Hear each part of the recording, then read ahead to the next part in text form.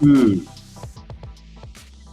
And now I will show you the most excellent way. If I speak in the tongues of men and of angels, but have not love, I'm only a resounding gong on a clanging cymbal. If I have the gift of prophecy and can fathom all mysteries and all knowledge, and if I have a faith that can move mountains but have not love, I am nothing.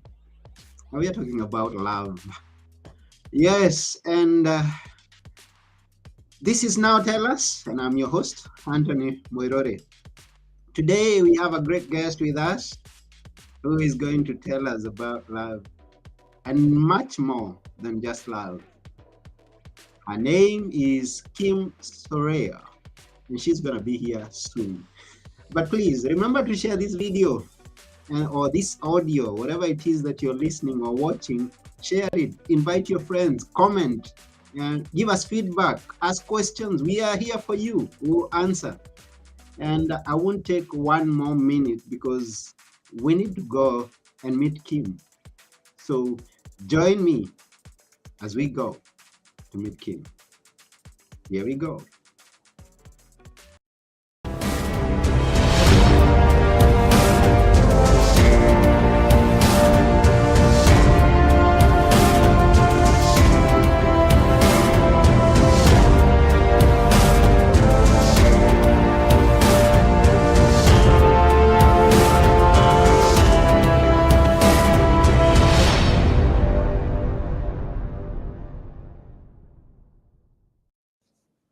Hello, Kim.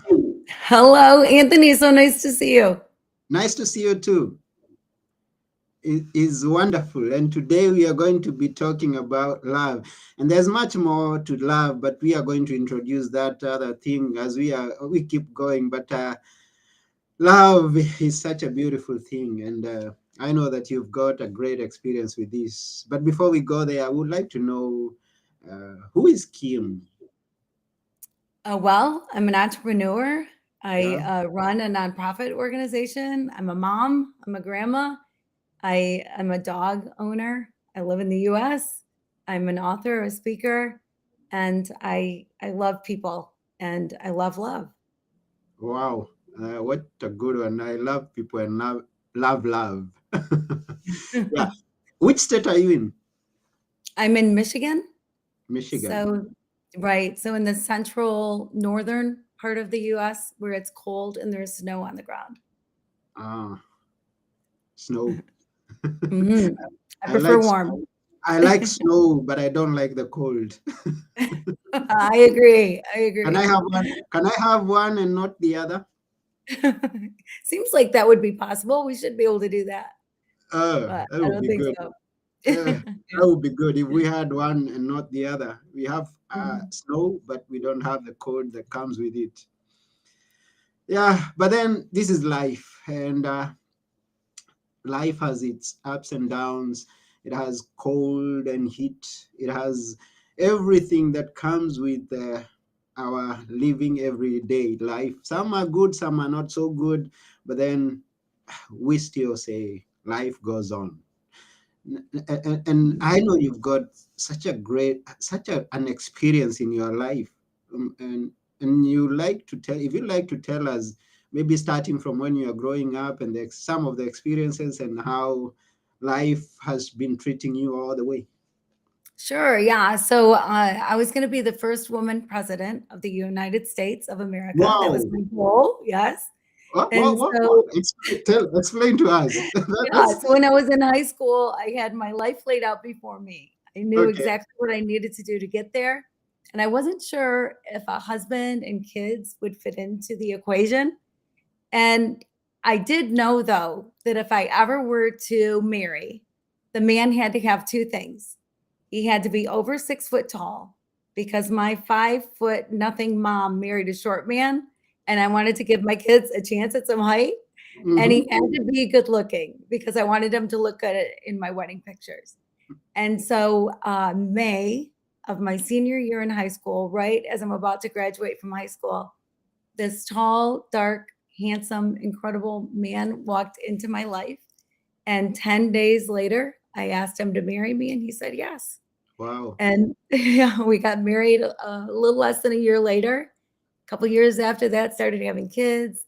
Meanwhile, building businesses, and now my kids are grown. And unfortunately, I was diagnosed with cancer a few years ago, and I'm doing great. I had breast cancer, and uh, they've done a lot of studies on breast cancer. And in fact, my son, I have a son who's a cancer researcher because I went through cancer. And 4 months after I was diagnosed, my husband was diagnosed with pancreatic cancer, and Mm. he passed away 6 weeks after that. Oh, sorry. Yeah, well, thank you. Yeah, Mm. he was a wonderful man, and we had a great marriage. He was awesome. Hmm. So, how many years had you been with him? It'll be 14 years. 14 Uh, years. yes, yeah, Mm. yeah, since he was gone. So I was in my 40s, and I had to develop this whole new life. I had to figure out my life. I thought I was going to grow old with this man, that would be in our 90s and be on the front porch on rockers drinking lemonade and smiling at each other, or whatever you do when you're in your 90s. And instead, I had to figure out what life now meant alone, what it was going to look like. And Mm. one thing that I figured out is that there are things in life we have no control over, right? Mm. Like, Mm. I wouldn't pick having cancer. I wouldn't pick anybody having cancer. I wouldn't choose to lose my husband. But there are things in life that we do control, like how happy we are, and Mm. how much joy we have in our lives, and how fully we want to live, and what we want to do to give back. And so those are choices I make every day. Wow. If you met with someone like we met with you, though online, and we see that big smile that you have on your face, nobody would know the places that you've been and the pains that you've experienced along the way. So we take your word that you have choices to make on how you're going to respond to what happens because we don't have control over many things. Yes. So how did you just maneuvered those two incidences? Yeah, well, it was tough. I was still going through cancer stuff when my husband passed away, Mm. and it was hard. But I felt like I needed to be strong for my kids, and I still had to deal with health issues, so I needed to be strong that way too. Mm. And when I was finally able to go back to work physically, I wasn't sure what I was going to do because life changed so dramatically. And so I ended up taking a job as a part-time bookkeeper for a nonprofit organization that my father and I had started 10 years before. And so I thought, well, I'll start this part-time job and we'll see what happens. Mm-hmm. And 12 days later, there was an earthquake in Haiti that killed 200,000 people. So I went from part-time to 24/7, and within a couple weeks, I was in Haiti. And then for the next several years, I was in Haiti for at least part of every month. And I learned that service and getting out of yourself and serving others, it is such a great healer for grief. And I never knew that. I've never heard that or read that, but it's just so true. When you can get out of yourself and give to others, it's very healing. Mm. So today, as we speak, you're clean from cancer. I am. I'm doing Hmm. great. Yes. That's wonderful, great. Yeah, thank you. And Yeah. we pray for the best for you. Well, thank you. I appreciate that very much. It's Mm. interesting because losing my husband, one thing that it made me do was question love. And I was in Mm. love with my husband. We had a great marriage. So it's not like there was a lack of love in our marriage, but I wanted to make sure I was doing life right. I felt like I really needed to honor him by living fully and doing things the right way. And so I looked at love and tried to read about love. And it seems like different people have different answers. It seems like there's this mystery around love. Like there's all these books and all these movies and all this stuff on love, but none of it really brings it all home. And so I decided I would dedicate a full year to figuring out the truth about love, what love really is. Hmm. and tell us your findings, please. Yeah, well, I discovered so much. You know, you read from 1 Corinthians 13. That's what Yeah. I took. I used that as my roadmap. Love is patient, love is kind, does not envy, does not boast. And decided I would take one word a month and figure out, well, what is love that is patient? What is Mm, love that is kind? What does that even mean? And I figured out that every single word, when you put love is or love is not in front of it, it completely changes the word, completely changes the meaning. So, mm-hmm. like the very first month, I thought, oh, patience, that'll be easy. We know what patience is. We're ready to go. They're not ready to go. We're not stomping our foot, getting angry or honking our horn if somebody's slow in front of us in traffic. And that's patience. But Mm, I figured out that love that is patient is different than that. Like I believe you're just supposed to love everybody. Like just mm, love everybody. It's a great way to live. mm-hmm. And if you love somebody with love that is patient, you recognize that this moment is the most important moment of your life. What's in the past is in the past, and what's in the future is yet to come. Be fully present in this moment. Give whoever your complete attention. And I'll tell you, I was not good at this. I was really, really bad at this. I had to practice and practice because it was so easy to be in conversation and be thinking about a meeting I had later, who had to get to soccer practice, what I had to pick up from the grocery store, whatever it was, and think that I was fully engaged with somebody at the same time. And it just does not work like that. Mm, I don't have that superpower. I don't think anybody does. But when I practiced and learned how to do it, trained myself to stop and truly be in the moment, give my full attention to who I'm with, it's like my ears opened up, my mm, mind opened up. I heard things I never would have heard. And mm-hmm. instead of making assumptions about what somebody's going to say based on what I know about them or a label I might put on them, I was hearing their actual words. And it's amazing the difference that is. So Mm-hmm. to love with love that is patient is be there in the moment, give your full attention and really listen. Mm. Love is. And then I discovered that you came up with a book from it.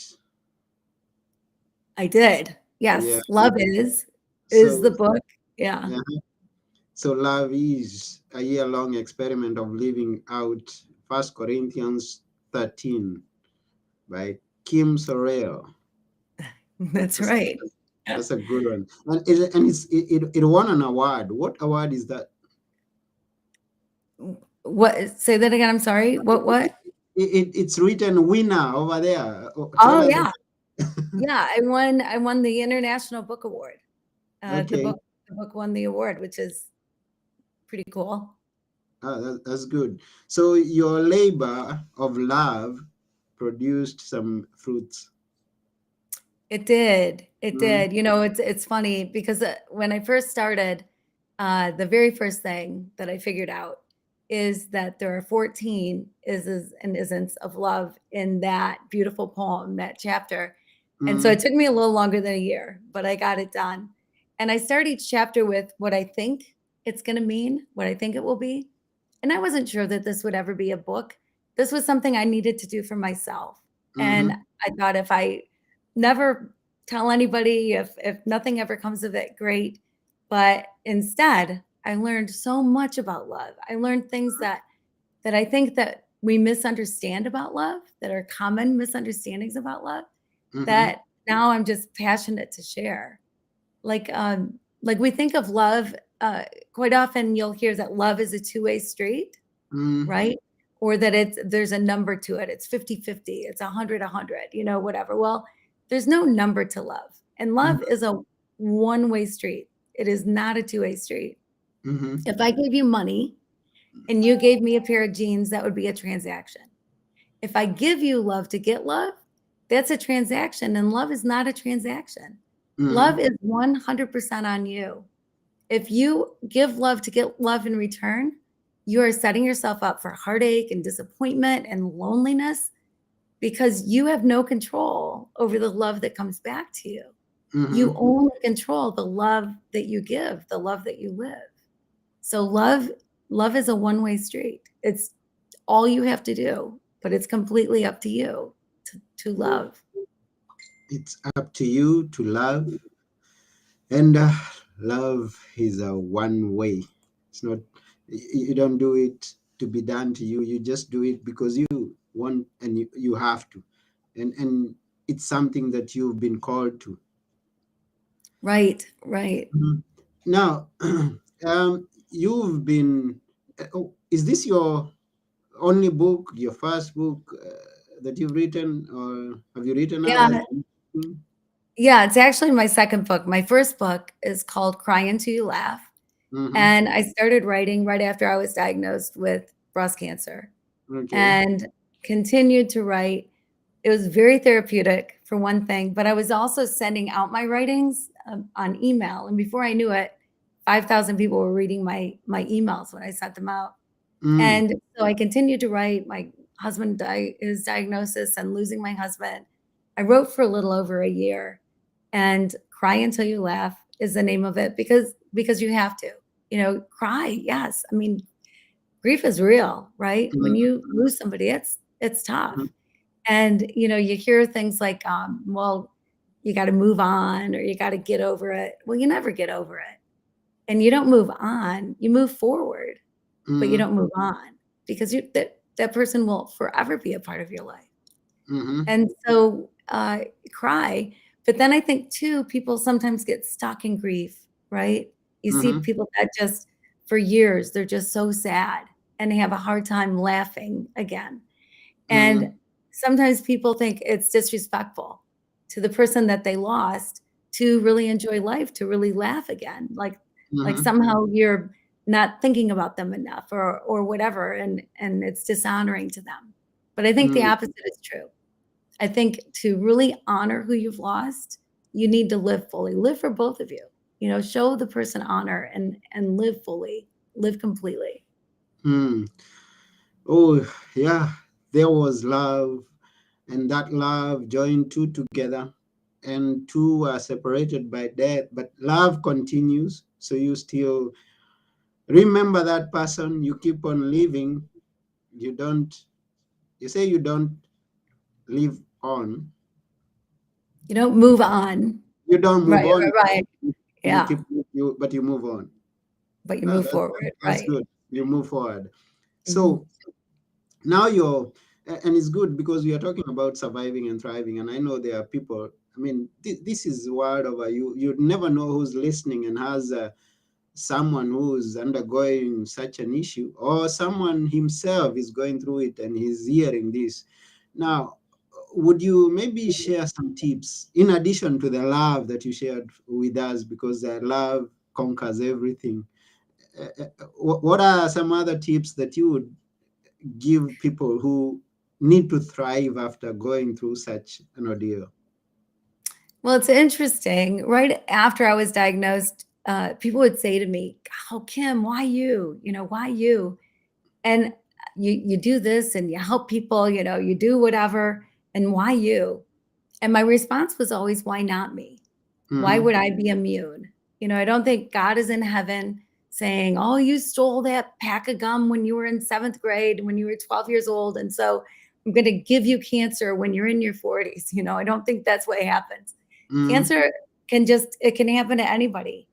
mm-hmm, And there was no breast cancer in my family. There was no reason for my husband to get pancreatic cancer, like with what we know with science now, mm-hmm, but it happened, and it can happen to anybody. So it wasn't a why me, woe is me. It's a well, why not me? Of course it can happen to me. mm-hmm, And I think attitude is so important. How you deal, and of course you're going to have moments when you feel really bad for yourself, and you mm-hmm, think, "Gosh, I wish so badly I didn't have to go through this. That my life was different, and this wasn't a part of my life."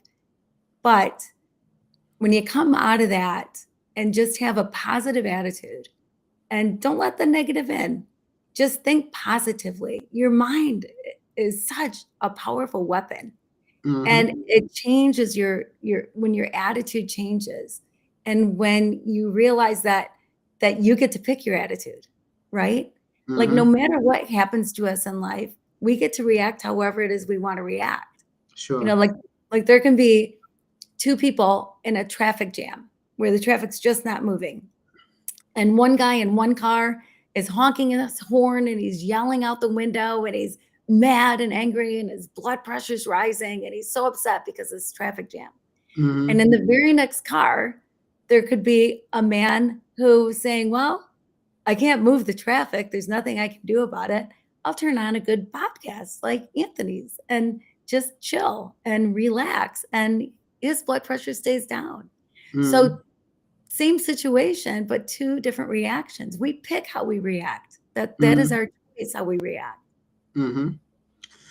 And when you are going through those incidences, I know there you are surrounded with people, and we like to look at the all the different perspectives. And there are people who are there around you. Some were encouraging. Some would have said, or maybe might have said, words that were not so good. Some what would you advise? What are the dawns of people who are surrounding someone who's undergoing such things like losing a loved one, being diagnosed of a terminal disease or something like that? What did you hear? Some messages? Did you see some actions that you would tell people, please don't do that? Yeah, I would say, a big one is it kind of comes back to love, that just love people, just love whoever's going through it. And with love, there's no room for judgment or condemnation. There's no room for negative anything. We're all walking on the same earth. We all have our Mm, feet on the same ground. We are all equal. And so don't judge people or label them. Don't put mm, labels on people. Love does not label people. You're Anthony, I'm Kim. That's it. There mm, might be things that we do or things we're affiliated with, but that's not who we are. mm, And you love people for who they are.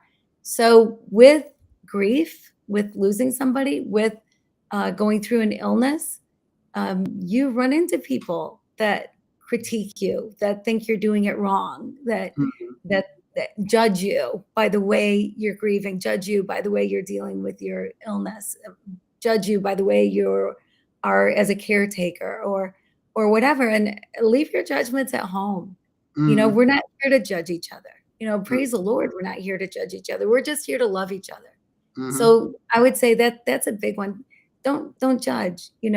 Nobody's walked in the same pair of shoes. Nobody's walked in your shoes. And mm, every day leads us to today. So the way we deal with things can be different from each other, which is fine. mm, But try to not judge. Just support and love and don't judge. mm, And I would say the other thing is don't shy away. There's this statistic in the United States about widows, that widows lose 80% of their friends. 80%. mm, 80% of their friends, 80% of them change churches, and 80% gain 15 pounds. So lovely widow statistics. But friends stop calling. You were friends with a couple maybe, and now those couples are still doing things together. And now you're not a couple, you're single, and get invited to things, and people shy away because they think you're just going to be down and depressed. They don't want to talk about it. And the reality is, I love talking about my husband. I love sharing stories about my husband. Like, mm, feel free to ask people. Ask about the daughter that's no longer there or their friend who passed away. Ask for stories. People love to talk about that. Don't shy away. Don't shy away. We're all still in this together. So stick it out with people. mm. Now it's good to hear that from you because you've been there and experienced it. So you are in a good big position to tell us. Now, talking about people judging, you wouldn't imagine that happens, but then it reminds me of the Bible story about Job. Now, he's undergoing all the troubles and challenges that he's going through, and his friends come and tell you, now, Job, you might have sinned. Can you search yourself? Maybe you have seen this is why you're going through what you are going through now. So it's good to not judge. And at this point, we want to thank all our viewers who are watching and all those who are listening, even those who get to listen or watch after we are through. We thank you. Newton, thank you. And we are glad that you're getting some information here, right here. Thank you. And everyone else, if you're there, comment, ask question, and we would love to interact with you. So thank you, Newton, and everyone else. Now, yes, I said people judge. They should stop judging. That's what Kim says today. And what particular thing? What's the best thing that someone can do to, in addition to love, definitely, because you talk about love, or maybe an action of love that I'll ask you specifically because you've been there. Something that someone did to you, and you were up to this day you remember, and are very glad that he did that or she did that during that time that you are going through. I would say that one of the best things is I had some people a few months after my husband died. It was Mm, a year later, sometime after my husband died, just write me a note, an email or a card, a handwritten note in the mail saying, I'm thinking about you, whatever it said. But it's wonderful to know that people realize that it's not just you're not just going through it at that time. mm, And after the funeral, all is well, right? But that you are still dealing with it. It's part of your life. It's part of what's going on in your world. And mm-hmm, so to reach out to people uh, in the future is just a wonderful thing to do. mm-hmm.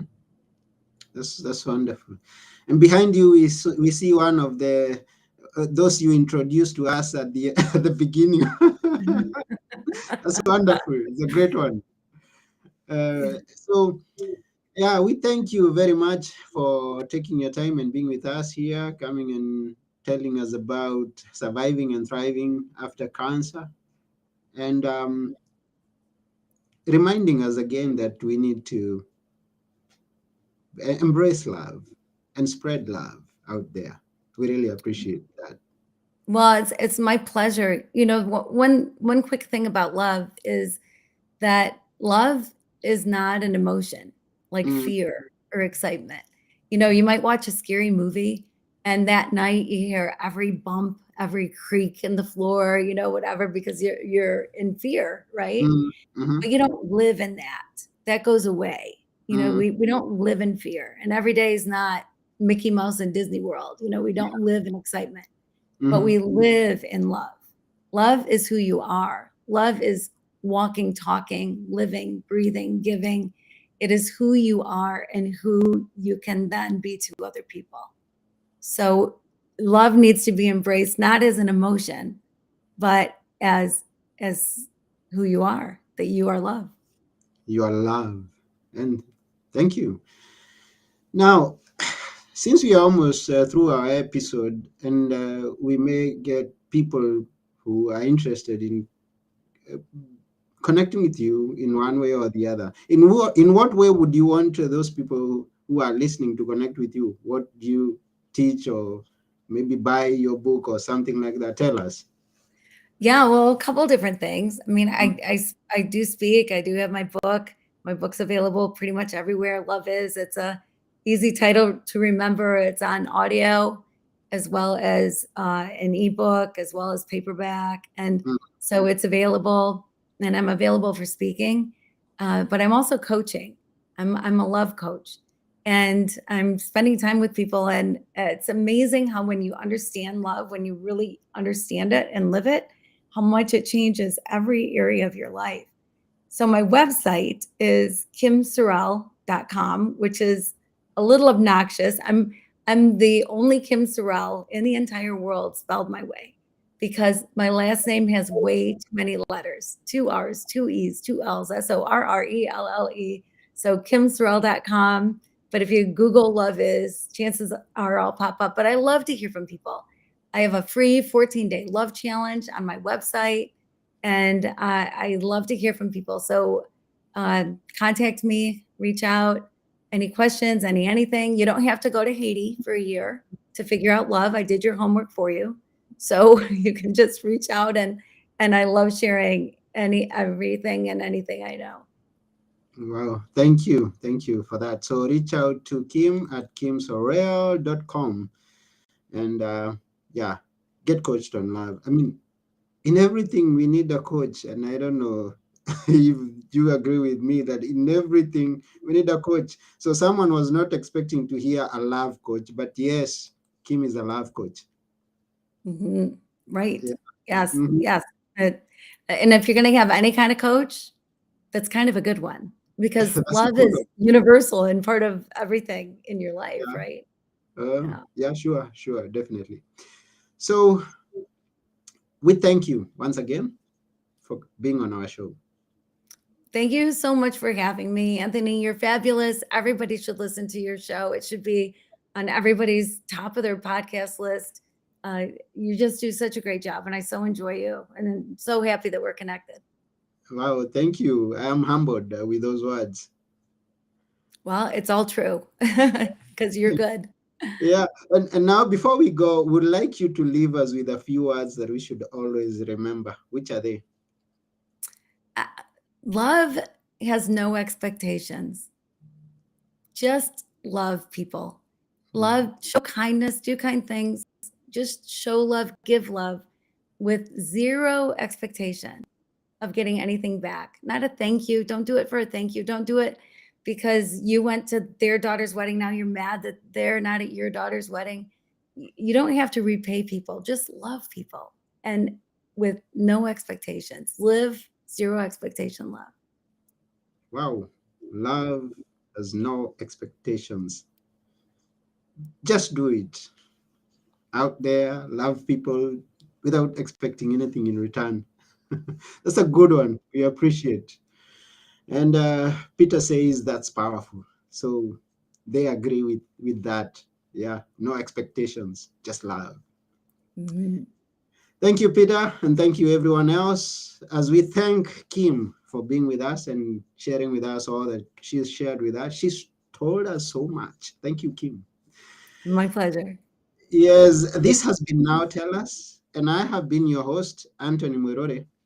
And together with Kim Sorrelle, we are saying bye for now. Bye.